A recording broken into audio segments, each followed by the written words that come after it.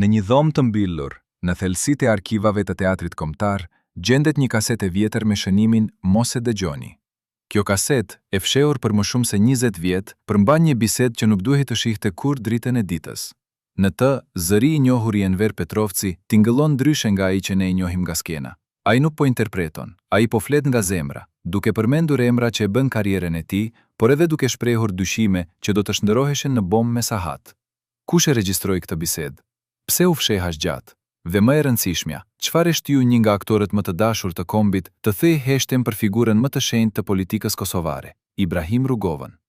Kjo kaset nuk është vetëm një dëshmi, është një rrëfim që do të ndryshojë gjithçka që mendonim se dinim. Enver Petrovci nuk lindi në luks. Ai erdhi nga një familje e thjeshtë, ku buke gëshetuar me djers ishte menia e përditshme. Babai i tij punonte në minier, duke u kthyer në shtëpi me duart e zeza dhe shpinën të përkullur nga pesha e viteve. Nena, grua e heshtur por me zemër të mave, e rriste djalin me ëndra që ai të bëjë diçka më shumë, mësues ndoshta ose inxhinier. Por Enveri kishte zjarr tjetër me gjoks, që në moshë të re, ai mblidhte fëmijët e lagjes, velluante skena nga filmat që i kishte parë në kinema të vjetër. Ai nuk donte vetëm të jetonte, ai donte të ishte dikush tjetër, të hynte në lëkurën e personazheve që e bënin të harronte varfërinë dhe mungesën. Kur u pranua në Akademinë e Arteve, familja e tij nuk e kuptoi. Aktor? Pyeti babai me mosbesim. Si do të hash bukë me role teatri? Por Enveri tashmë kishte vendosur. Ai do të bëhej zëri i një brezi, fytyra që do të shihej në çdo shtëpi, emri që do të përshpëritej me respekt, ose kështu mendonte ai. Vitet e para në Prishtinë ishin magjike. Teatri kombëtar ishte tempulli i artit, vendi ku talentet lindnin dhe vdisnin në dritën e reflektorëve. Enveri u bë shpejt një nga ijet më të ndritshëm. Rolet e tij ishin të fuqishme, të mbushura me pasion, që e bënte publikun të qante dhe të duartrokiste deri në dhimbje. Por pas perdes, realiteti ishte ndryshe.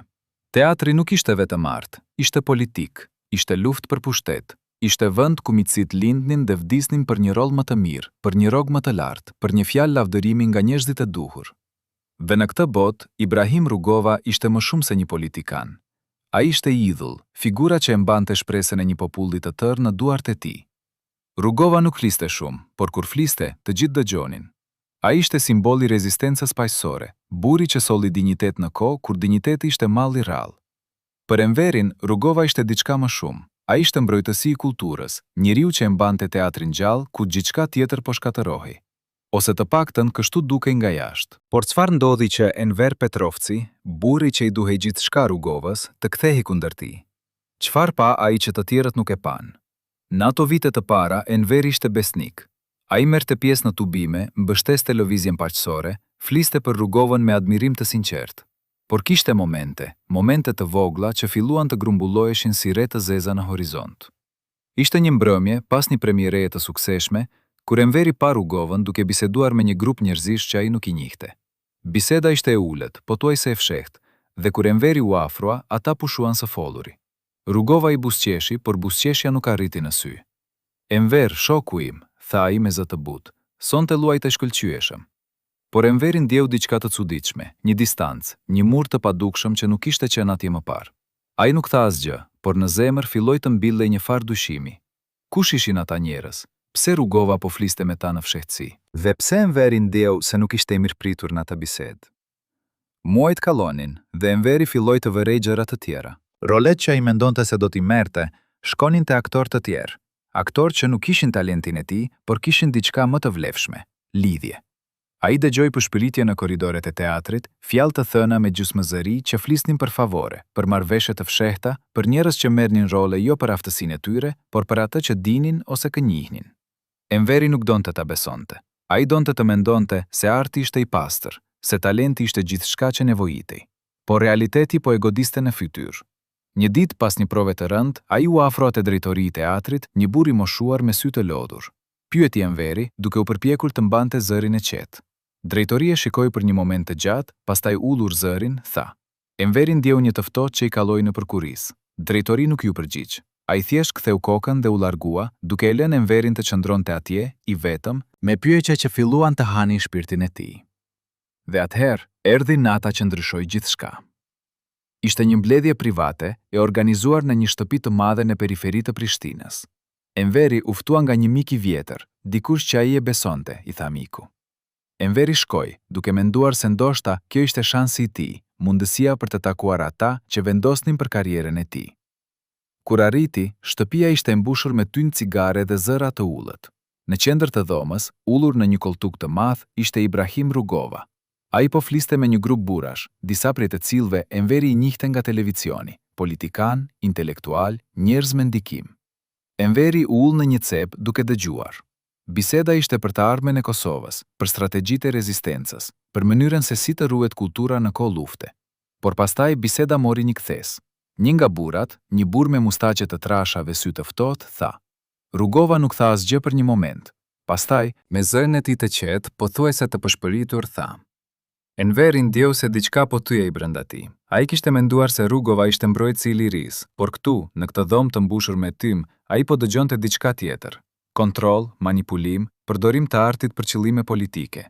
Ai nuk foli atë natë. Ai thjesht u ngrit dhe u largua, duke lënë pas një dhomë plot me njerëz që nuk e vun re largimin e tij. Por në zemër, Enveri dinte se diçka kishte ndryshuar përgjithmonë. Ai kishte parë anën tjetër të idullit të tij, anën që nuk shfaqej në publik. Dhe kjo anë e bëri të pyeste gjithçka që kishte besuar deri atëherë. A ishte Rugova vërtet heroi që të gjithë mendonin? Apo ishte ai thjesht një tjetër lojtar në një lojë të madhe, një lojë ku arti dhe njerëzit ishin vetëm piona? Enveri nuk ishte përgjigje ende, por ai dinte se nuk mund të heshte përgjithmonë. Dhe kjo heshtje, kjo peshë që po e shtypte, do të shpërthente një ditë. Pyetja ishte vetëm kur dhe si. Për herë të parë pas 25 vitesh, gruaja që e quajtën _20 vendosi të flasë. Emri i saj është Lule Berisha, një grua që dikur ishte e afërt me familjen Rugova, por që u largua në rrethana misterioze në fund të viteve 90. Ajo u akuzua për shumë gjëra, për spionazh, për lidhje me strukturat serbe, për përpjekje për të minuar lëvizjen paqësore. Por Lule tani thot se e vërteta është krejtësisht ndryshe. 16, thot ajo me zë të thyer. 14. Në këtë intervistë ekskluzive, Lule rrëfen për atë që pa në shtëpinë e Rugovës, për bisedat që dëgjoi, për vendime që u morën larg syve të publikut. Ajo thot se Rugova nuk ishte buri që të gjithë mendonin, ai ishte strateg i ftohtë, njeri që dinte të luante me ndjenjat e njerëzve, të përdorte simbolet për të mbajtur pushtetin. Andërkrijuar 15, andërkrijuar, thot Lule. Andërkrijuar 16, andërkrijuar. Dhe sipas saj, Enver Petrovci ishte një nga ata që filloi të shihte të vërtetën. 17, thot ajo. 18. Pas asaj nate në shtëpinë e madhe, Enveri filloi të ndryshonte. Miqtë e tij e vunë re. Ai u bë më i heshtur, më i tërhequr. Ai nuk merrte më pjesë në tubime, nuk fliste më me entuziazëm për lëvizjen paqësore. Në skenë, ai ishte ende i shkëlqyer. Talenti i tij nuk mund të fshihej. Por pas perdes, ai ishte një burr i shqetësuar, i mbushur me pyetje që nuk guxonte t'i bënte me zë të lartë. Një mbrëmje pas një shfaqje, një grua e re ju afro. Ajo ishte gazetare, dikush që po përpiqej të shkruante për të vërtetën në një kohë kur e vërteta ishte mall i rrallë. Zoti Petrovci, tha ajo me zë të ulët, mund të bisedojmë për një moment. Enveri e shikoi me dyshim, por diçka në sytë e saj, një sinqeritet, një dëshirë për të kuptuar, e bëri të pranonte. Ata shkuan në një kafene të vogël, larg teatrit, larg vëmendjes. Ati, gazetarja, i bëri një pyetje që e goditi Enverin si një grusht në stomak. A mendoni se Rugova është vërtet aq i pastër sa duket?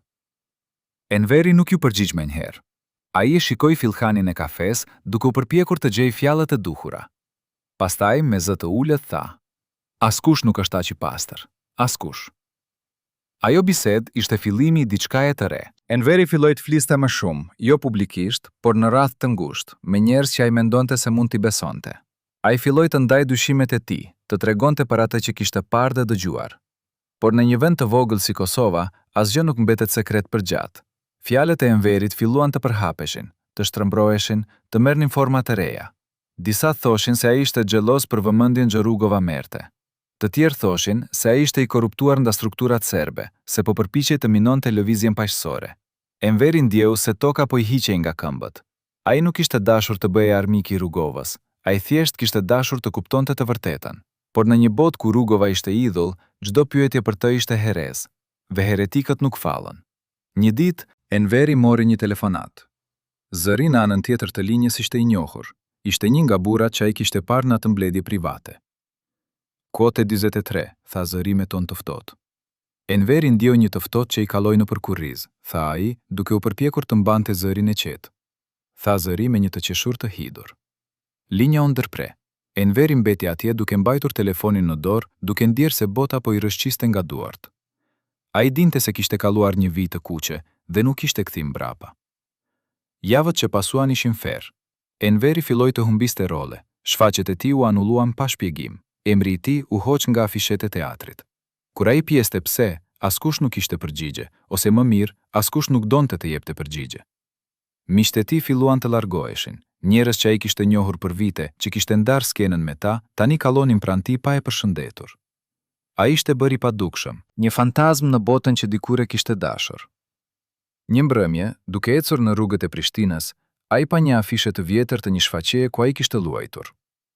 Fytyra e tij ishte atje, e madhe dhe e qartë, duke buzëqeshur me atë buzëqeshje që dikur e kishte bërë të famshëm. Por tani, dikush kishte vizatuar mbi të, një X i madh, i kuq, që e kallonte fytyrën e tij. Enveri ndjeu se diçka po tyhej brenda tij. Ai nuk ishte vetëm i harruar, ai ishte i fshirë, i shkatërruar, i bërë shembull për ata që guconin të flasin. Por Enveri nuk ishte njeri që dorëzohej lehtë. Ai kishte lindur në varfëri, kishte luftuar për çdo gjë që kishte arritur. Dhe ai nuk do të lejonte që të heshte tani, kur e vërteta ishte aq e rëndësishme. Ai filloi të shkruante, jo për publikim, por për veten e tij, për të ruajtur atë që kishte parë dhe dëgjuar. Ai mbante një ditar, të fshehur në një vend që askush nuk e dinte. Në atë ditar, ai shkruante për rrugovën, për mbledhjet e fshehta, për vendimet që merreshin larg syve të publikut. Ai shkruante për njerëzit që kontrollonin teatrin, për mënyrën se si arti po përdorej si mjet propagande. Ai shkruante për frikën që ndjente, por edhe për vendosmërinë që po rritet brenda tij, shkruante ai. Por a do të jetonte ai për ta parë atë ditë, apo a do të bëhej ai vetë viktime e asaj që po përpiqej të zbulonte? Një natë, Enveri u zgjua nga një zhurmë. Dikush po trokte në derë fort dhe me ngut. Ai u ngrit nga shtrati, zemra duke i rrahur me forcë. Kur hapi derën, pa një burrë që nuk e njihte, një burrë i ri me sy të shqetësuar. "Kuotë 30", tha burri me zë të nxituar. Enveri e shikoi me mosbesim, burri e shikoi drejt në sy. Enveri ndjeu se bota po i rrotullohej. A ishte kjo e vërtet, apo ishte një kurth tjetër? Ai nuk ishte kohë për të menduar. Ai mori disa gjëra, disa rroba, disa letra, ditarin e tij, dhe u largua në errësirë të natës. Ai nuk dinte ku po shkonte. Ai thjesht dinte se nuk mund të qëndronte më.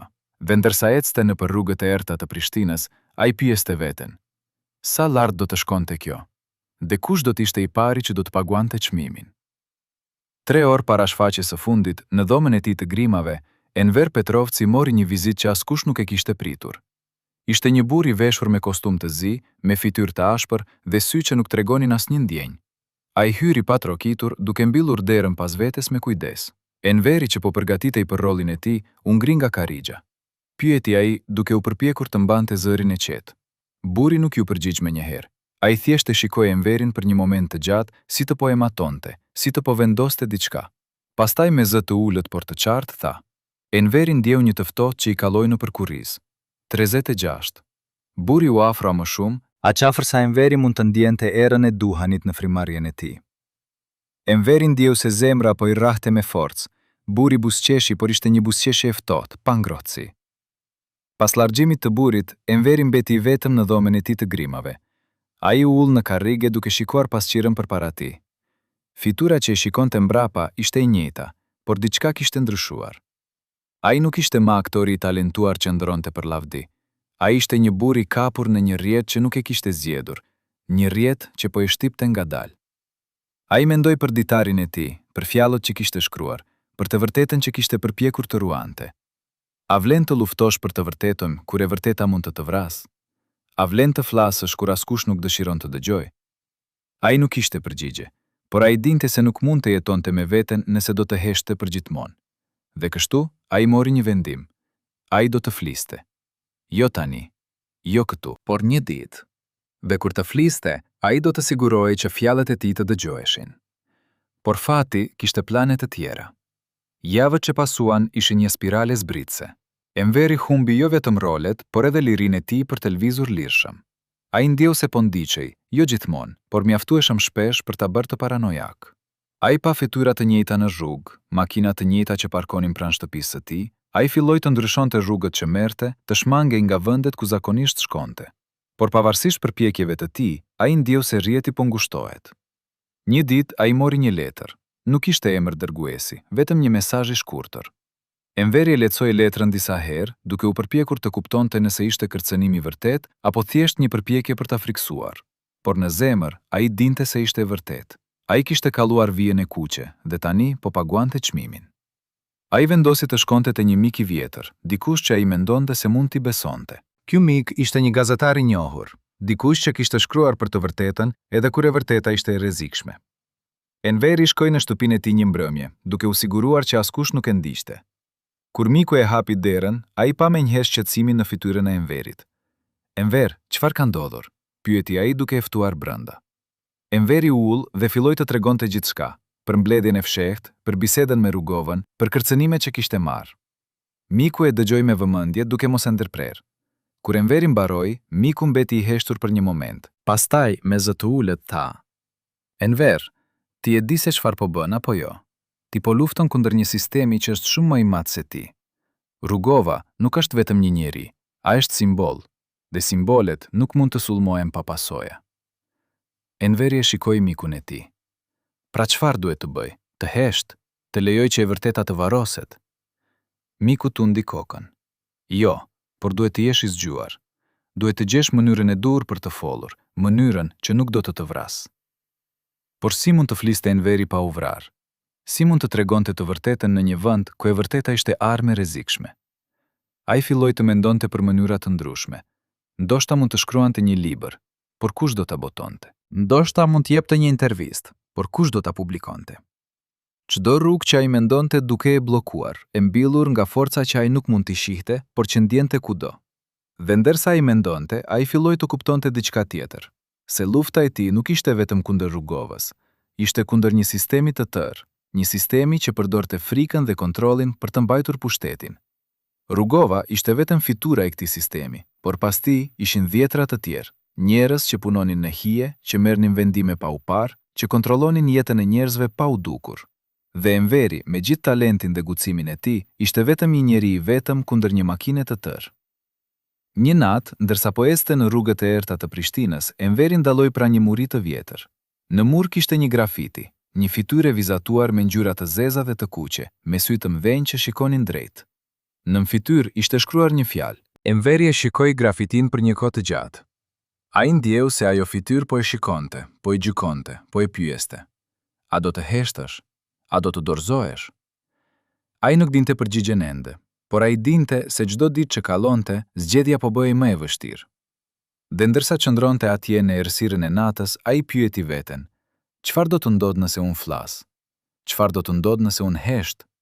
Dhe cila është zgjedhja më e keqe?" Ditët kallonin dhe Enveri ndjeu se po humbisnin jo vetëm karriera, por edhe shpirti i tij. Ai nuk mund të flinte natën. Ai shihte ëndra të këqija, ëndra ku ai po ndiqej, ku ai po kapet, ku ai po zhduket.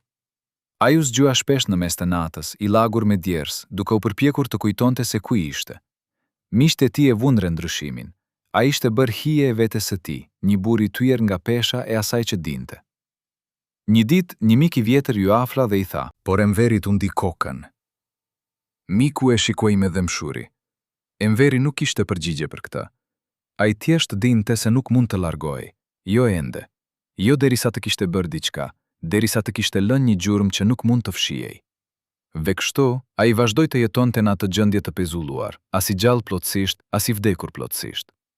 Ai ishte një fantazm që ecte nëpër rrugët e Prishtinës, një burr që kishte parë shumë dhe që po paguante çmimin për atë që kishte parë. Por brenda tij, zjarri nuk ishte shuar plotësisht. Ai ende besonte se një ditë e vërteta do të dilte. Ai ende besonte se fjalët e tij do të dëgjoheshin, dhe ai ende besonte se lufta e tij nuk ishte e kotë. Por a ishte ai në të drejtë? Apo ishte ai thjesht një ndrimtar që nuk mund të pranonte realitetin? Kohët e ardhshme do të tregonin, por për momentin Enveri ishte i vetëm, i humbur në një botë që nuk e donte të vërtetën e tij. Dhe pyetja që e mundte më shumë ishte: sa gjatë mund të mbijetonte ai në këtë botë? Ve çfarë do të ndodhte kur forca e tij të mbaronte? Me një arkiv të vjetër të radios televizioni i Kosovës, të fshehur në një kuti me etiketën _quote_49_, u gjet një kaset audio që nuk duhej të ekzistonte. Kjo kaset e regjistruar në fund të viteve 90 përmban një bisedë telefonike midis dy burrave. Njëri prej tyre është Enver Petrovci, tjetri një zë që nuk është identifikuar kur zyrtarisht. Në atë bisedë, Enveri flet për një dokument që ai kishte parë, një dokument që sipas tij _quote _50_.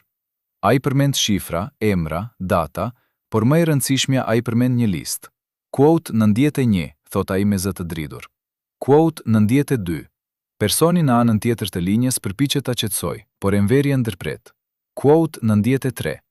Kaseta ndërpritet papritur, si të ishte prerë me qëllim. Kush e regjistroi këtë bisedë?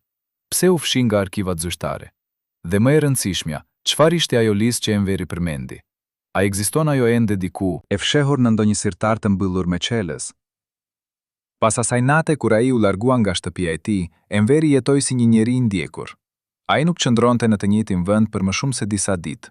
Ai flinte te miq të ndryshëm, në doma hoteli të lira, madje edhe në makinën e tij disa herë.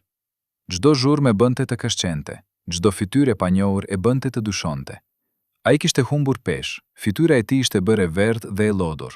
Sytë e tij të thelluar nga mungesa e gjumit. Njerëzit që e takonin në rrugë mezi e njihnin. Aktori i shkëlqyer që dikur mbushte skenat, tani dukej si një hije e vetes së tij. Por Enveri nuk ishte dorëzuar. Ai mbante me vete ditarin e tij, të mbështjellë në një qese plastike, të fshehur në rrobat e tij. Ai vazhdonte të shkruante, çdo ditë, çdo natë, duke dokumentuar gjithçka që ndodhte. Ai shkruante për njerëzit që e ndiqnin, për telefonatat kërcënuese që merrte, për mënyrën se si miqtë e tij tani ktheheshin nga ana tjetër kur e shihnin, shkruante ai. Një mbrëmje, ndërsa po fshihej në një apartament të vogël në periferi të Prishtinës, Enveri mori një vizitë të papritur. Ishte një grua e re, rreth 30 vjeçe, me sy të mprehtë dhe mënyrë të vendosur. Ajo trokiti në derë dhe kur Enveri hapi, ajo ta menjëherë. Enveri shikoi me dyshim. Gruaja hyri brenda pa pritur ftesë, duke hedhur një vështrim të shpejtë përreth dhomës. Enveri ndjeu një përzierje shprese dhe frike. Gruaja nxori një aparat fotografik të vogël dhe një diktafon. Enveri ndjeu se zemra po i rrahte me forcë. Kjo ishte shansi i tij, mundësia për të folur, për të dëgjuar. Por ishte gjithashtu rreziku më i madh, sepse nëse ai fliste hapur, nuk do të kishte kthim mbrapa. Ai do të bëhej armiku publik numër 1. Ai mendoi për një kohë të gjatë. Ai mendoi për familjen e tij, për nënën e tij të moshuar që ende jetonte në fshatin e tij të lindjes. Ai mendoi për miqtë e tij që ende ishin në Kosovë, që mund të vuanin për shkak të fjalëve të tij. Ai mendoi për karrierën e tij, për ëndrat që kishte pasur dikur, për jetën që kishte dashur të jetonte. Por pastaj ai mendoi për diçka tjetër, për të gjithë ata që po vuanin në heshtje, për të gjithë ata që po kërcënoheshin dhe nuk kishin zë për të folur, për të gjithë ata që jetonin në frikë sepse sistemi i kishte bërë të heshtnin. Dhe ai kuptoi se nëse ai nuk fliste, askush tjetër nuk do të fliste. Nëse ai dorëzoi, atëherë sistemi do të fitonte, dhe ai nuk mund ta lejonte këtë. Unë do të flas, tha ai më në fund me zë të qetë por të vendosur. Unë do t'ju tregoj gjithçka, por ju duhet të më premtoni se kjo do të dalë jashtë, se njerëzit do ta dëgjojnë. Gruaja buzëqeshi për herë të parë. Ju keni fjalën time. Ata kaluan orë të tëra duke folur. Enveri tregoi gjithçka, për mbledhjen e fshehtë në shtëpinë e madhe, për bisedën që kishte dëgjuar midis rrugovës dhe burrave me pushtet, për mënyrën se si teatri po kontrollohej, për listat e atyre që duhet të heshtnin, për kërcënimet që kishte marrë, për mënyrën se si jeta e tij ishte shkatërruar. Ai foli për orë të tëra, duke mos lënë asnjë detaj jashtë. Gruaja regjistroi gjithçka, duke bërë shënime, duke bërë pyetje, duke kërkuar emra dhe data. Kur mbaruan, ishte tashmë mëngjes. Enveri ndjeu një lehtësim të çuditshëm. Për herë të parë në muaj, ai kishte folur hapur, kishte ndarë barën që kishte shtyp. Por ai ndjeu gjithashtu një frikë të thellë, sepse tani nuk kishte kthim mbrapa. Fjalët e tij ishin regjistruar, ishin jashtë kontrollit të tij, dhe ai nuk dinte se çfarë do të ndodhte tani. Gruaja u ngrit për të ikur. Me do ta publikojmë këtë brenda një jave, tha ajo. Do ta dërgojmë në media ndërkombëtare, në organizatat të drejtave të njeriut, në çdo vend ku mund të dëgjohet. Por ju duhet të jeni të përgatitur. Do të ketë reagjime, do të ketë mohime, do të ketë sulme kundër jush. A jeni të gatshëm për këtë? Enveri tundi kokën. Unë jam i gatshëm. Unë kam jetuar në frikë për shumë kohë. Tani është koha për të jetuar në të vërtetë. Gruaja e shikoi me respekt. Ju jeni një njeri i guximshëm, zoti Petrovci. Shumë pak njerëz do të bënin atë që ju po bëni. Enveri buzëqeshi me hidhrim. Ose unë jam i guximshëm, ose jam budalla. koha do të tregoj se cila është e vërteta. Gruaja u largua duke e lënë Enverin të vetëm në dhomën e vogël. Ai u ul në krevat duke ndjerë një lodhje të thellë. Ai kishte bërë atë që kishte menduar se nuk do të mund ta bënte kurrë. Ai kishte folur. Tani mbetej të shihte se çfarë do të ndodhte pas kësaj. Javët që pasuan ishin një fer i ri. Historia e Enverit u publikua në një gazetë ndërkombëtare, pastaj u përhap në media të tjera. Emri i tij u bë i njohur jo vetëm në Kosovë, por edhe jashtë saj.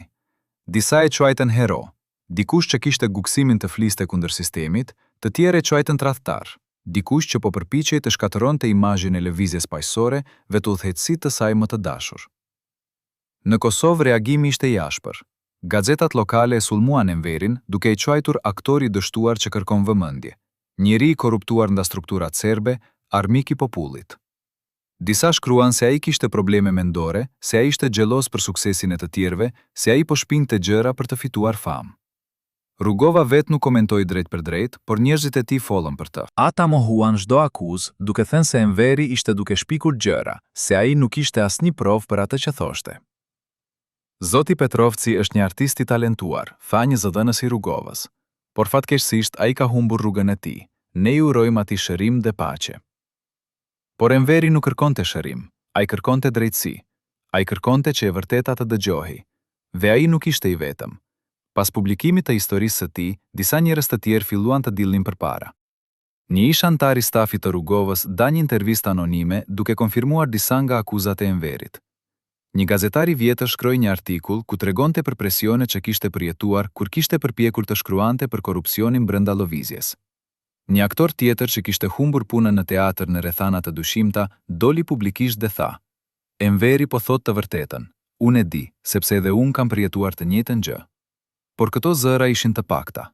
Shumica e njerëzve ende besonin në Rugovën, ende e shihnin ata si hero, ende refuzonin të besonin se diçka e keqe mund të kishte ndodhur. Dhe Enveri, pavarësisht guximit të tij, mbeti një figurë e izoluar, një njeri që kishte folur, por që nuk kishte dëgjuar vërtet. Një natë, ndërsa po ecte në një rrugë të errët, Enveri u sulmua. 3 burra dollën nga errësira dhe e rrethuan. Ata nuk thanë asgjë, thjesht filluan ta godisnin, grushte në fytyrë, në stomak, në shpinë. Enveri u përpoq të mbrojë, por ishte i dobët nga muajt e jetesës në frikë dhe mungesë ushqimi. Ai ra në tokë dhe ata vazhduan ta godisnin, derisa i humbin ndërgjegjen. Kur u zgjua ishte në spital. Një infermiere po qëndronte pranë tij duke e shikuar me shqetësim. Ju keni qenë me fat, tha ajo. Ata mund t'ju kishin vrarë. Enveri ndjeu dhimbje në çdo pjesë të trupit të tij. Ai kishte kocka të tujera, fytyrën e ëndë, sy që mezi hapeshin. Por më shumë se dhimbja fizike, ai ndjeu diçka tjetër. Një trishtim të thellë, një ndjenjë se lufta e tij ishte e kotë. Ai kishte folur, por askush nuk e kishte dëgjuar vërtet. Ai kishte luftuar, por sistemi ishte shumë më i fortë se ai. Dhe tani ai ishte këtu, i tyer dhe i vetëm, duke u pyetur nëse kishte vlejtur. Por edhe në atë moment të errët, Enveri nuk u dorëzua plotësisht. Ai kujtoi fjalët që kishte shkruar në ditarin e tij. Një ditë e vërteta do të dalë. Ai nuk e dinte nëse ajo ditë do të vinte gjatë jetës së tij, por ai dinte se ai kishte bërë pjesën e tij. Ai kishte folur, ai kishte lënë një gjurmë. Dhe ndoshta një ditë dikush tjetër do ta gjente atë gjurmë dhe do të vazhdonte luftën që ai kishte filluar. Ndërsa shtrihej në shtratin e spitalit duke shikuar tavanin e bardhë, ai pyeti veten: a ishte kjo fundi i historisë sime, apo ishte vetëm fillimi i diçkaje më të madhe?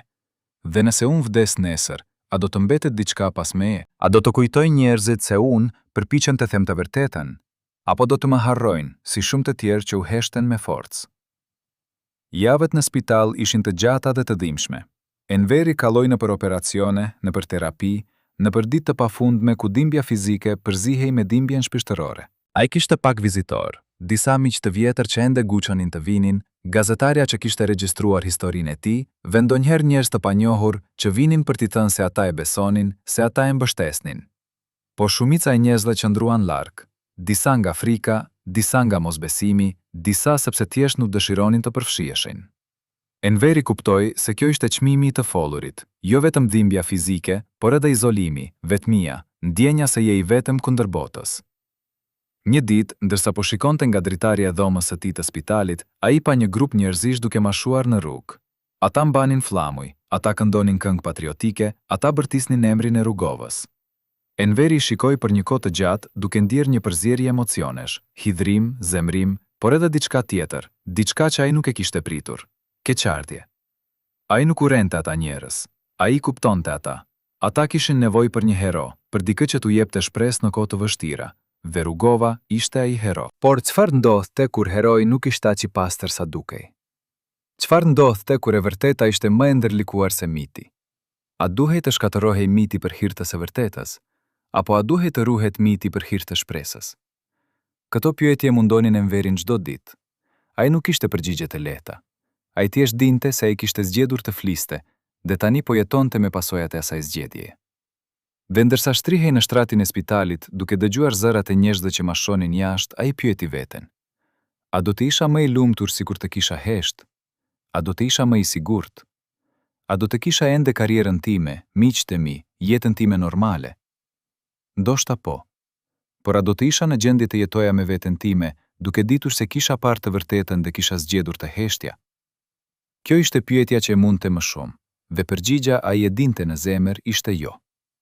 Ai nuk do të mund të jetonte me veten nëse do të kishte hesht. Dhe kjo ndoshta ishte arsyeja pse ai kishte follur. Jo sepse ishte hero, jo sepse ishte i guximshëm, por sepse ai thjesht nuk kishte zgjedhje tjetër. Sepse të jetosh me të vërtetën e fshehur ishte më e keqe se të vdisje duke e thënë atë. Në një zyrë të vogël në qendër të Prishtinës, të mbyllur me dru të trash dhe me dritare të errësuara, 5 burra ullur rreth një tavoline të vjetër, po shqirtonin një dosie të trash me dokumenta. Ishte fundi i viteve 90, koha kur çdo vendim merrej në hije larg syve të publikut. Njëri prej tyre, një burr me flok gri dhe sy të ftohtë, hapi dosjen dhe nxori një listë të gjatë emrash. Këta janë ata që po bëhen problem, tha ai me zë të ulët por të qartë. Gazetar që bëjnë shumë pyetje, aktor që flasin shumë hapur, intelektual që fillojnë të dyshojnë. Gishti i tij u ndallte një emër, Enver Petrovci. Ky këtu është më i rrezikshmi, ai ka parë shumë, ai di shumë, dhe më e keqja, ai ka filluar të flasë. Një burr tjetër më i ri pyeti: "Çfarë propozoni?" Burri me flok gri e shikoi drejt në sy. "Ne nuk mund ta eliminojmë fizikisht, do të bëhej martir, por mund ta eliminojmë në mënyra të tjera. Mund t'ia marrim zërin, mund t'ia marrim besueshmërinë, mund ta bëjmë që askush të mos e dëgjojë." Ai mbyllur dosjen me një goditje të fortë. "Fillojmë nesër, dhe nuk ndalemi derisa ai të jetë plotësisht i heshtur." Kush ishin këta burra? Çfarë pushteti kishin ata?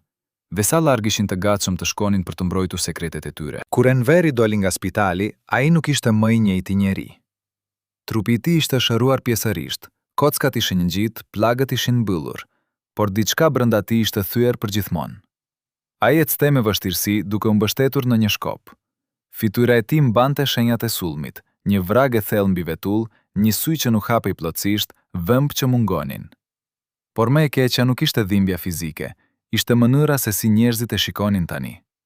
Kur ai ecte nëpër rrugë, njerëzit ktheheshin nga ana tjetër, disa nga frika. Ata nuk donin të shoqëroheshin me dikë që ishte shnuar si armik. Të tjerë nga turpi, ata e dinin se çfarë i kishte ndodhur, por nuk kishin guximin të ndihmojnë. Dhe disa nga përbuzje, ata mendonin se ai e kishte merituar, se ai kishte kërkuar problemet duke follur kundër Rugovës. Enveri ndjeu se po bëhej padukshëm, një fantazm që ecte nëpër një qytet që dikur e kishte dashur. Ai shkoi në teatr një ditë duke shpresuar se ndoshta mund të fliste me dikë, se ndoshta mund të gjente pak ngushëllim në vendin që kishte qenë shtëpia e tij për aq vite. Por kur arriti te porta, rojtari e ndaloi. "Ju nuk mund të hyni këtu," tha rojtari pa e shikuar në sy. "Pse?" pyeti Enveri duke ndier një dhimbje të re në gjoks. "Sepse ka urdhër. Emri juaj është në listën e atyre që nuk lejohen brenda." Enveri qëndroi atje për një moment, duke mos besuar atë që po dëgjonte. Teatri, vendi ku ai kishte kaluar vitet më të mira të jetës së tij, vendi ku ai kishte lindur si artist, tani i kishte mbyllur dyert. Ai u kthye dhe u largua ngadalë, duke ndier se diçka po vdiste brenda tij. Ditët kalonin dhe Enveri gjeti veten duke jetuar në një botë të vogël të kufizuar. Ai nuk kishte më punë, nuk kishte më të ardhura. Kusimet e tij ishin shtëruar nga muajt në spital dhe nga jetesa në fshehje. Ai u detyrua të shes gjërat e tij, mobiljet, rrobat, madje edhe disa nga librat e tij të dashur. Çdo ditë ishte një luftë për të mbijetuar, për të gjetur bukë, për të paguar qiranë e dhomës së vogël ku jetonte. Ai shkoi te miq të vjetër duke kërkuar ndihmë, po shumica e tyre e refuzuan. "Enver, ne nuk mund të përfshihemi," i thanë ata. "Ne kemi familje, ne kemi punë. nëse të ndihmojmë ty, ne do të humbim gjithçka. Ai I kuptoi ata, por kuptimi nuk e bënte më pak të dhimbshme refuzimin. Ai ndjeu se po fundosej, se po humbisnin jo vetëm karriera dhe dinjiteti, por edhe vetë jeta e tij. Një natë, ndërsa po ulej në dhomën e tij të errët, pa drita, pa ngrohje, ai mori ditarin e tij, atë ditar që kishte mbajtur me vete gjatë gjithë kësaj kohe. Ai e hapi dhe filloi të lexonte fjalët që kishte shkruar muaj më parë, kur ende kishte shpresë, kur ende besonte se e vërteta do të fitonte. Unë nuk do të hesht, kishte shkruar ai. Unë do të luftoj derisa të mos kem më frymë. Por tani, duke lexuar ato fjalë, ai ndjeu një hidhrim të thellë. A kishte vlejtur? A kishte arritur diçka? Apo kishte thjesht shkatëruar jetën e tij për asgjë? Ai mbyllur ditarin dhe e vuri në një qese të vjetër. Pastaj, me duar të driduara, ai filloi të shkruante një letër. Ishte një letër për të ardhmen, për dikë që ndoshta do ta gjente një ditë. Nëse po lexon këtë, shkruante ai, do të thotë se unë nuk jam më këtu. Do të thotë se historia ime ka mbaruar. Por unë dua që ti të dish se unë përpiqem. Unë përpiqem të them të vërtetën në një kohë kur e vërteta ishte armë e rrezikshme. Unë nuk jam hero. Unë jam thjesht një njeri I thjesht që pa diçka që nuk duhej të shihte dhe që nuk mundi të hesht për të. Nëse ti e duke lexuar këtë, atëherë ndoshta koha ka ndryshuar. Ndoshta tani njerëzit janë të gatshëm të dëgjojnë. Ndoshta tani e vërteta mund të thuhet pa frikë. Nëse është kështu, atëherë të lutem, trego historinë time. Trego se çfarë ndodhi vërtet. Trego se si sistemi e shtypi një njeri që thjesht donte të fliste. Sepse nëse historia ime harohet, atëherë gjithçka që kam vuajtur ka qenë e kotë.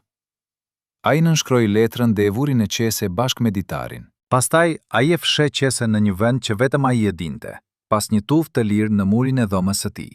Ndoshta dikush do ta gjente një ditë, ndoshta jo, por të paktën ai kishte bërë atë që mund të bënte. Javët kalonin dhe gjendja e Enverit po përkeqësoi. Ai nuk hante mjaftueshëm, nuk flinte mjaftueshëm, nuk ishte kujdes për shëndetin e tij. Trupi I tij, tashmë I dobësuar nga sulmi, filloi të dorëzohej. Ai filloi të kollitej, një kollë e thellë, e dhimbshme që e linte pa frymë. Ai ndjeu dhimbje në gjoks, vështirësi në frymëmarrje. Ai dinte se diçka nuk ishte në rregull, por ai nuk ishte para për të shkuar te mjeku. Ai thjesht vazhdoi të jetonte, ditë pas dite, duke shpresuar se trupi I tij do të mbijetonte. Por trupi I tij nuk po mbijetonte. Ai po dobësohej, po tyhej, po dorëzohej. Një mbrëmje, ndërsa po përpiqej të ngjitej shkallët drejt dhomës së tij, ai ndjeu një dhimbje të fortë në gjoks. Ai ra në gjunjë, duke u përpjekur të merrte frymë. Një fëmijë pa dhe erdhi për ta ndihmuar. Zoti Petrovci, ju duhet të shkoni në spital, ta fqinji me shqetësim. Por Enveri tundi kokën. Jo më shumë spitale. Unë dua të vdes në shtëpinë time, jo në një dom të bardhë të mbushur me makina. Fqini e ndihmoi të ngjitej shkallët dhe I çoi në dom. Ai e shtroi në krevat dhe I solli pa ujë. A ka dikë që mund të tërras? Pyeti fqini. Enveri mendoi për një moment. Kishte dikë? Kishte ndonjë që do të vinte nëse ai tërriste? Ai mendoi për familjen e tij. Nëna e tij kishte vdekur vite më parë. Ai nuk kishte fëmijë, nuk kishte grua. Ai mendoi për miqtë e tij, por shumica e tyre e kishin braktisur. Ai ishte I vetëm, plotësisht I vetëm. Jo, tha ai më në fund, nuk ka ask. Natën që pasoi ishte e gjatë dhe e dhimbshme. Enveri shtrihej në krevat duke dëgjuar zërat e qytetit jashtë, makina që kalonin, njerëz që qeshnin, jeta që vazhdonte pa të. Ai mendoi për jetën e tij, për gjithçka që kishte qenë dhe gjithçka që nuk do të ishte kurrë. Ai mendoi për ditët e para në teatr, kur ai ishte I ri dhe plot ëndra, kur ai besonte se talenti ishte gjithçka që nevojitej. Ai mendoi për rolin e parë të tij, për duartrokitjet e para, për ndjenjën e parë të suksesit. Ai mendoi për Zhugovën, për atë natë kur ai e kishte parë për herë të parë, për mënyrën se si ai kishte admiruar atë burr që dukej aq I fortë dhe aq I dinjitetshëm. Ai mendoi për momentin kur gjithçka kishte ndryshuar, për atë mbledhje të fshehtë, për ato fjalë që kishte dëgjuar, për kuptimin që heroi I tij nuk ishte aq I pastër sa dukej. Ai mendoi për vendimin që kishte marrë për të folur, për çmimin që kishte paguar për atë vendim. Dhe ai pyeti veten, a do ta bëja përsëri? Nëse do të kthehesha në atë natë, në atë moment kur dëgjova atë bisedë, a do të zgjidhja të heshtja? A do të zgjidhja të ruaja karrierën time, miqtë e mi, jetën time normale? Apo a do të zgjidhja përsëri të flisja, duke ditur gjithçka që do të vinte pas? Ai mendoi për një kohë të gjatë, dhe pastaj në errësirën e dhomës së tij ai buzëqesh, një buzëqeshje e vogël, e hidhur, por e vërtet. Po, ai do ta bënte përsëri, sepse pavarësisht gjithçkaje që kishte humbur, pavarësisht gjithë dhimbjes që kishte vuajtur, ai kishte diçka që askush nuk mund t'i merrte. Ai kishte të vërtetën. Ai e dinte se çfarë kishte ndodhur vërtet. Ai e dinte se sistemi nuk ishte aq i pastër sa pretendonte të ishte. Ai e dinte se edhe heronjt kishin anë të errta. Dhe ai kishte pasur guximin të fliste për të. Jo shumë njerëz e kishin dëgjuar, jo shumë njerëz e kishin besuar, por ai kishte folur.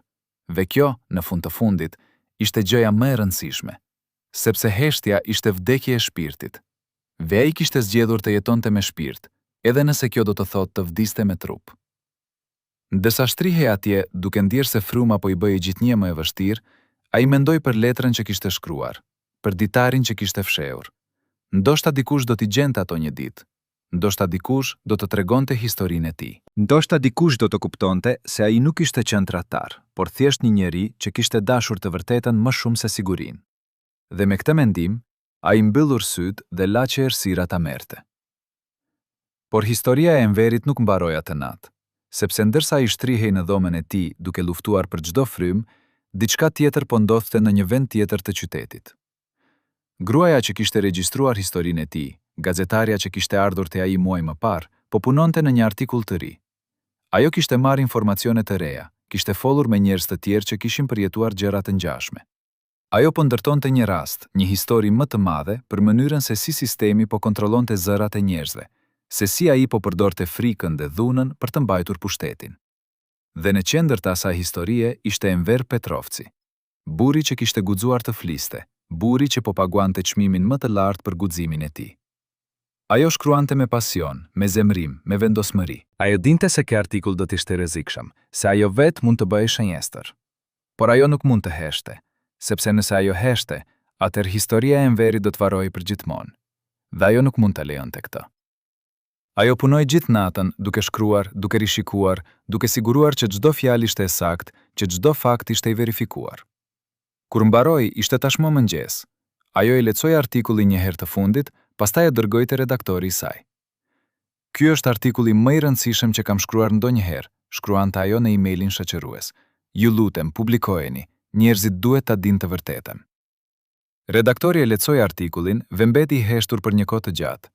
Ai dinte se ky artikull do të shkaktonte trazira, se do të kishte reagjime të forta, se ndoshta edhe vetë gazeta do të sulmohej. Por ai dinte gjithashtu se kjo ishte e vërteta. Dhe e vërteta, pavarësisht sa e vimshme, duhej të tuaj. Ne do ta publikojmë, tha ai më në fund, por ju duhet të jeni të përgatitur, do të ketë pasoja. Gruaja buzëqeshi, unë jam e përgatitur, unë e di se çfarë po bëj, dhe unë e bëj për Enverin, për të gjithë ata që nuk kanë më zë për të folur. Artikulli u publikua një javë më vonë, ai u përhap shpejt, në gazeta, në radio, në televizione ndërkombëtare. Emri i Enver Petrovci u bë i njohur përsëri, por këtë herë në një dritë ndryshe. Njerëzit filluan të pyesnin pyetje, njerëzit filluan të dyshonin, njerëzit filluan të kuptojnë se ndoshta historia nuk ishte aq e thjeshtë sa u ishte thënë. Në Kosovë reagimi ishte i ndarë. Disa e mohuan artikullin, duke i quajtur propagandë, gënjeshtra, përpjekje për të shkatëruar lëvizjen paqësore. Të tjerë filluan të flasin më hapur, të ndajnë historitë e tyre, të tregojnë se edhe ata kishin përjetuar presione, kërcënime, dhunë. Dhe ngadalë, shumë ngadalë, një diskutim i ri filloi të hapej. Një diskutim për pushtetin, për kontrollin, për mënyrën se si edhe lëvizjet më fisnike mund të korruptohen kur pushteti bëhet më i rëndësishëm se parimet. Rugova ende ishte hero për shumicën, por tani për herë të parë, njerëzit po guxonin të bënin pyetje. Dhe kjo në vetvete ishte një fitore. Por për Enverin, kjo fitore erdhi shumë vonë. Ai nuk e pa artikullin, ai nuk e dëgjoi diskutimin që po hapej, ai nuk e pa se fjalët e tij më në fund po dëgjoheshin. Sepse atë mëngjes kur artikulli u publikua, Enveri nuk u zgjua. Fqinjë i tij i shqetësuar se nuk kishte dëgjuar asnjë zhurmë nga doma e tij, shkoi për ta kontrolluar. Ai trokiti në derë, por nuk mori përgjigje. Ai e hapi derën dhe e gjeti Enverin të shtrirë në krevat, të pavishëm, të ftohtë. Ai kishte ndëruar jetë gjatë natës, në heshtje, i vetëm, pa as pranti. Trupi i tij i lodhur, i tyrë nga muajt e vuajtjes, më në fund kishte dorëzuar.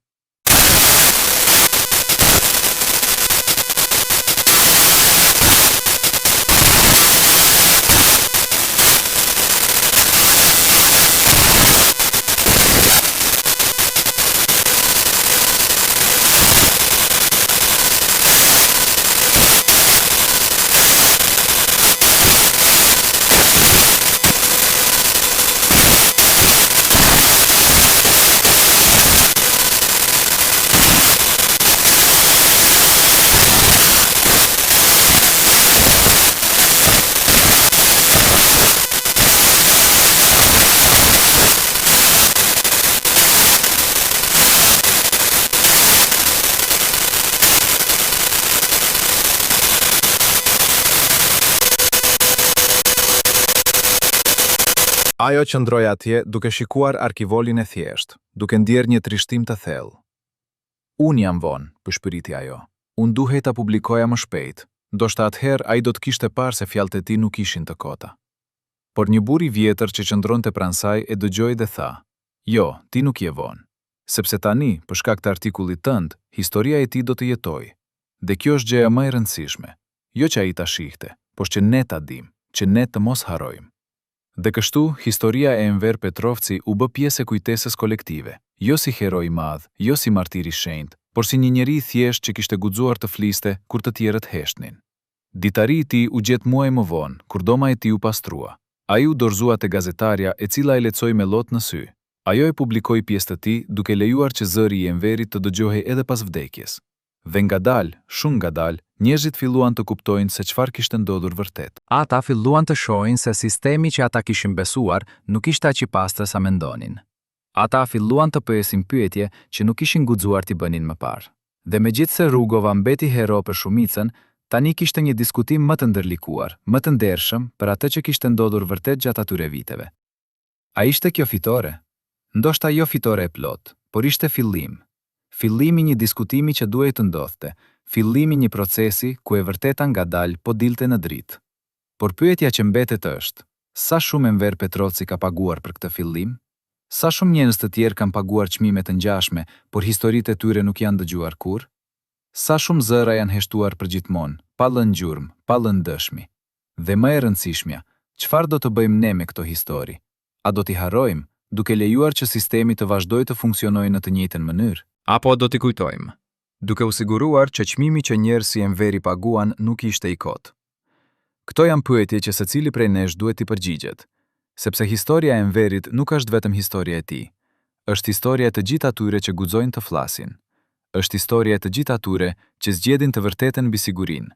Dhe është historia që na kujton se liria ka çmim, një çmim që disa janë të gatshëm ta paguajnë, edhe kur të tjerët nuk janë. Në një arkiv privat në Beograd, të mbyllur për publikum për më shumë se 20 vjet, ruhet një dokument që nuk duhej të ekzistonte kurrë. Është një raport i detajuar, i shkruar me dorë nga një oficer i shërbimit sekret serb, i datuar në vitin 1998. Në këtë raport, me shkronja të vogla dhe të kujdesshme, përshkruhet një operacion i quajtur Heshtja e zërave. Objektivi ishte i qartë, identifikimi dhe neutralizimi i figurave kulturore shqiptare që mund të bëheshin problem për regjimin. Lista përmbante 35 emra, shkrimtar, gazetar, artist, aktor. Dhe në krye të kësaj liste, me një shenjë të kuqe pranë, ishte shkruar: Enver Petrovci, prioritet maksimal. Por ajo që e bën këtë dokument vërtet shqetësues nuk është vetëm lista. Është shënimi në fund, i shkruar me shkronja të mëdha, bashkëpunimi lokal i siguruar. Kontaktet brenda lëvizjes paqësore janë aktivizuar. Operacioni mund të fillojë pa rrezik ekspozimi. Kush ishin këto kontakte lokale? Kush brenda lëvizjes paqësore po bashkëpunonte me shërbimet serbe? Dhe sa thellë shkonte kjo rrjetë tradhtisë që Enveri kishte filluar ta zbulonte? Pas vdekjes së Enverit, gazetarja që kishte shkruar artikullin e parë nuk pushoi së punuari. Ajo dinte se historia ishte më e madhe se një njeri i vetëm. Ajo filloi të hetonte më thellë, të ndiqte gjurmët që Enveri kishte lënë, të fliste me njerëz që ai kishte përmendur në ditarin e tij. Dhe ajo filloi të zbulonte një rrjet të tërë, një rrjet që lidhte politikën, kulturën, shërbimet sekrete, veparat e pista. Ajo zbuloi se teatri nuk ishte vetëm vend arti, por edhe vend ku merreshin vendime politike, ku shpërndaheshin para, ku kontrolloheshin mesazhet që do t'i arrinin popullit. Ajo zbuloi se disa nga figurat më të respektuara të lëvizjes paqësore kishin lidhje të fshehta me struktura që supozoi se po luftonin kundër tyre. Ajo zbuloi se Rugova, pavarësisht imazhit të tij publik, ishte i rrethuar nga njerëz që luanin lojra të rrezikshme, lojra ku njerëz si Enveri ishin thjesht piona që mund të sakrifikoheshin kur bëheshin të papërshtatshëm. Çdo zbulim e bënte më të vendosur. Ajo nuk po shkruante vetëm për Enverin më, ajo po shkruante për një sistem të tërë që kishte nevojë të ekspozojë. Por sa më shumë që ajo gërmonte, aq më shumë rrezik ndjente.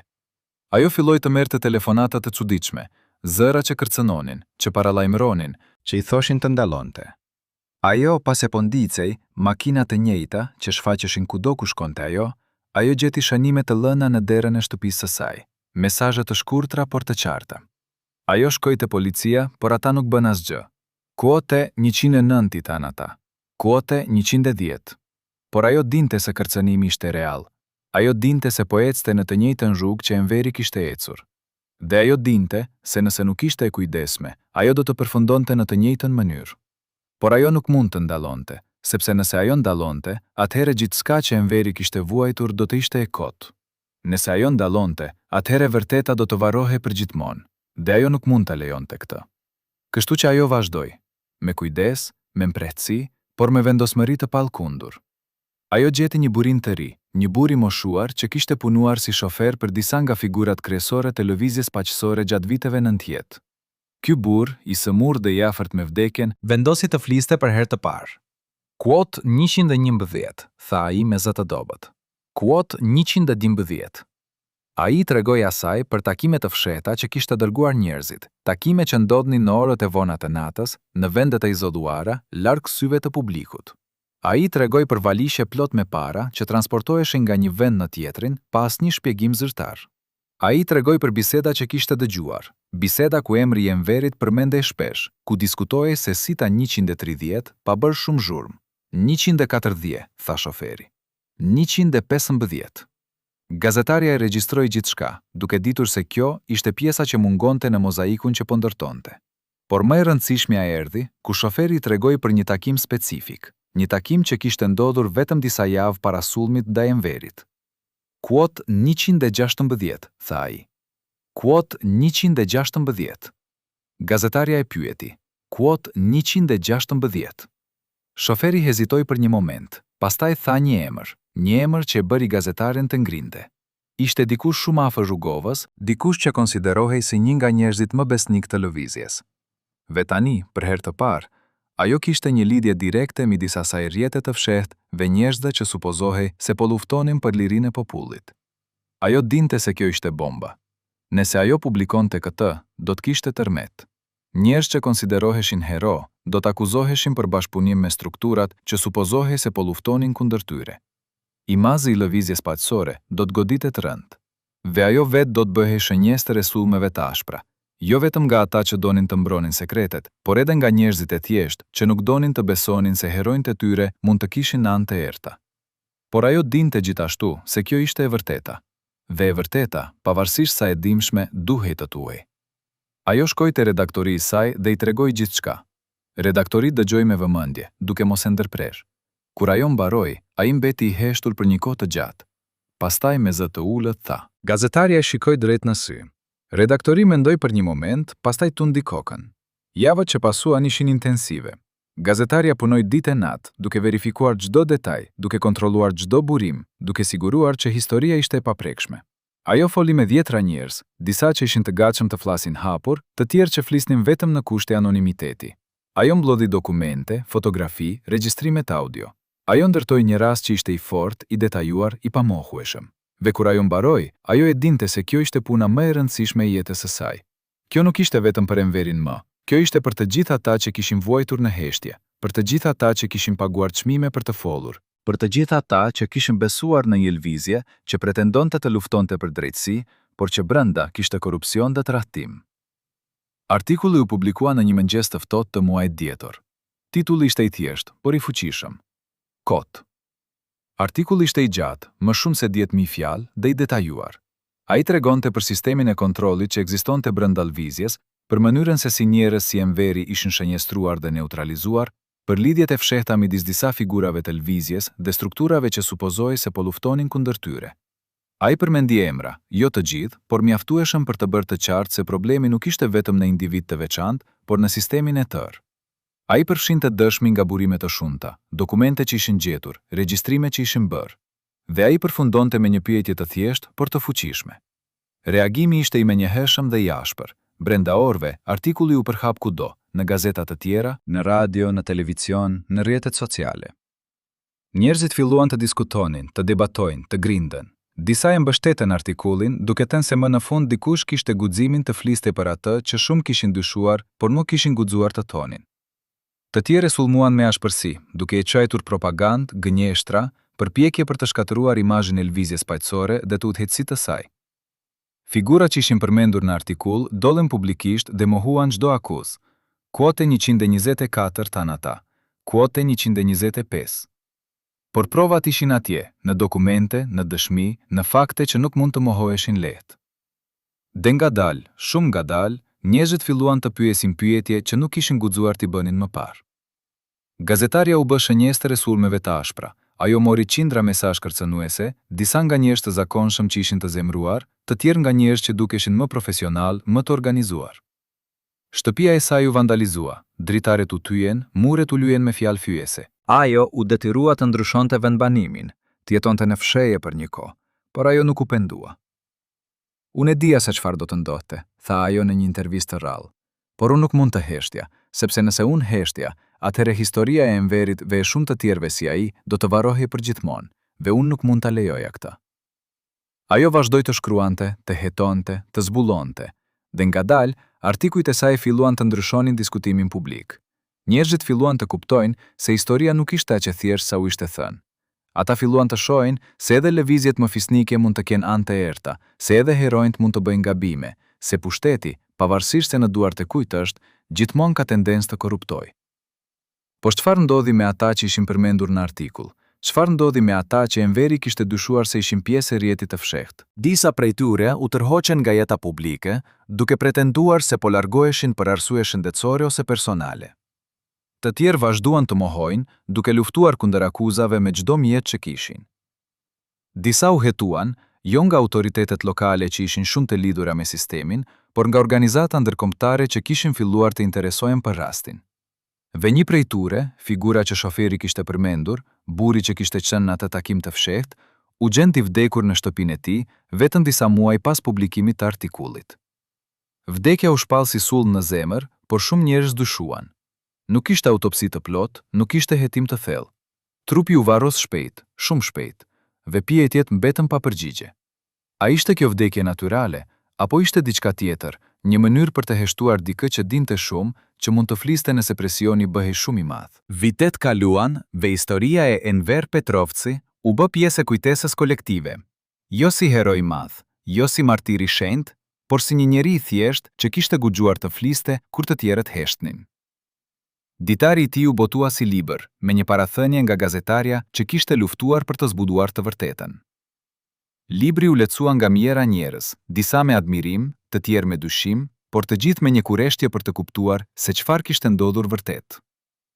Në teatrin ku Enveri kishte luajtur për vite, u vendos një pllak përkujtimore, një pllak e vogël, e thjeshtë, me emrin e tij dhe vitet e jetës së tij. Në emër ishte shkruar një fjalë vetme: ai foli. Ishte një përkujtim i thjeshtë, por i fuqishëm. Sepse në një botë ku shumë zgjedhin të heshtin, të flasësh është akti më i guximshëm. Por historia nuk mbaroi atje, sepse çdo vit, në përvjetorin e vdekjes së Enverit, një grup i vogël njerëzish mblidhet te varri i tij. Ata janë njerëz të ndryshëm. Disa janë aktorë të rinj që kanë dëgjuar për të dhe që admirojnë guximin e tij, të tjerë janë gazetarë që vazhdojnë të luftojnë për të vërtetën, të tjerë janë thjesht njerëz të zakonshëm që besojnë se historia e tij duhet të mbahet gjallë. Ata sjellin lule, ata ndezin qirinj, ata lexojnë pjesë nga ditari i tij, dhe ata kujtojnë, jo vetëm Enverin, por të gjithë ata që kanë paguar çmime për të folur, të gjithë ata që kanë luftuar kundër sistemeve që përpiqen të heshtin zërat e njerëzve. Kjo është trashëgimia e Enverit, jo një trashëgimi e mave, jo një trashëgimi që do të shkruhet në librat e historisë me shkronja të mëdha, por një trashëgimi që jeton në zemrat e atyre që besojnë se e vërteta ka vlerë, se guximi ka kuptim, se të flasësh, edhe kur është e rrezikshme, është gjëja e duhur për të bërë. Dhe Ibrahim Rugova, ai vdiq në vitin 2006 duke mbetur hero për shumicën e popullit të tij. Statuja e tij qëndron në qendër të Prishtinës, një kujtim i rollit të tij në historinë e Kosovës. Por tani, fal punës së gazetarëve si ajo që luftoi për të zbuluar të vërtetën, diskutimi për të është më i ndërlikuar, më i ndershëm. Njerëzit ende e respektojnë për atë që bëri, por ata gjithashtu pranojnë se ai nuk ishte i përsosur, se lëvizja që ai udhëhoqi kishte probleme, se sistemi që u ndërtua kishte të meta. Dhe kjo, në vetvete, është një lloj progresi, sepse një shoqëri e shëndetshme nuk është ajo që adhuron heronjtë e saj pa pyetje. Është ajo që guxon të shikojë të vërtetën, edhe kur e vërteta është e dhimbshme, edhe kur e vërteta e komplikuar imazhin që dëshirojmë të kemi për të kaluarën tonë. Sot, më shumë se 20 vjet pas vdekjes së Enverit, historia e tij vazhdon të jetë e rëndësishme. Sepse çdo herë që dikush guson të flas kundër pushtetit, çdo herë që dikush zbulon korrupsion ose tradhtim, çdo herë që dikush zgjedh të vërtetën mbi sigurinë, ata po ecin në gjurmët e enverit. Ata po bëjnë atë që ai bëri, dhe ata po paguajnë çmime të ngjashme. Por ata gjithashtu po lënë gjurmë, po ndërtojnë një trashëgjimi që do të jetojë për te tyre. Sepse kjo është fuqia e të vërtetës. Ajo nuk vdes kur plotësisht. Ajo mund të varroset, ajo mund të heshtet, ajo mund të mohohet, por ajo gjithmonë gjen një mënyrë për të dalë në dritë, dhe kur del, ajo ndryshon gjithçka. Pra, miqtë e mi, Çfarë mendoni ju për Enver Petrovci? A ishte ai hero që guxoi të fliste, apo ishte ai thjesht një njeri i zgënjur që kërkonte vëmendje? A ishte Ibrahim Rugova vërtet aq i pastër sa imazhi i tij publik, apo kishte ai anë të errta që ne nuk donim t'i shikonim? A duhet të mbrojmë heroin tanë me çdo çmim, apo duhet të guxojmë të shikojmë të vërtetën, edhe kur e vërteta na dhem? Këto janë pyetje që secili prej nesh duhet t'i përgjigjet. Sepse historia nuk është vetëm për të kaluarën. Ajo është për të tashmen dhe për të ardhmen. Ajo na mëson se çfarë ndodh kur ne zgjedhim të heshim dhe çfarë ndodh kur ne zgjedhim të flasim. Ajo na kujton se çdo zgjedhje ka pasoja dhe se ne duhet të jemi të gatshëm të jetojmë me ato pasoja. Shkruani mendimin tuaj në komente. A e mbani mend Enver Petrovci në qytetin tuaj? A mendoni se ai ishte viktimë e sistemit, apo ai vetë ishte përgjegjës për fatin e tij? A duhet të vazhdojmë të zbulojmë të vërteta të dimshme për të kaluarën tonë, apo duhet i lëmë ato të varrosura? Mendimi juaj është i rëndësishëm për ne. Vendosni like nëse besoni se e vërteta duhet të thuhet gjithmonë, pavarësisht çmimit. Dhe abonohuni në kanalin ton për më shumë histori si kjo. Histori që nuk guxojnë të treguhen, por që duhet të dëgjohen. Sepse vetëm duke dëgjuar, vetëm duke kuptuar, vetëm duke kujtuar, ne mund të ndërtojmë një të ardhme ku njerëz si Enver Petrovci nuk do të duhet të paguajnë çmime kaq të larta për të folur të vërtetën.